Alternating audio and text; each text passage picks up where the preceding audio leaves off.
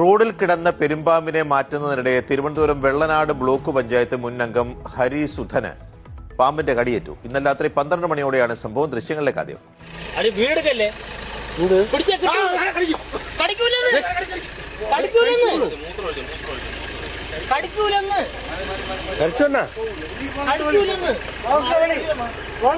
ശിവു മാറാ ശിവു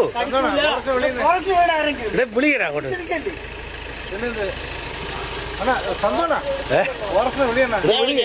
വിളിക്കടാ അങ്ങോട്ട്.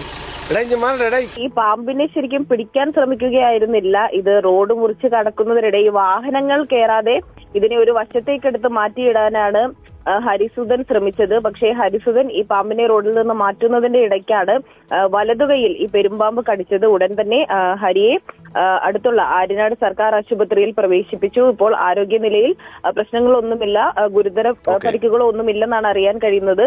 ഹരിസുധൻ മുൻ ബ്ലോക്ക് പഞ്ചായത്ത് അംഗം കൂടിയാണ്. ഇന്നലെ രാത്രി 12 മണിയോടെയാണ് ഈ സംഭവം നടക്കുന്നത്.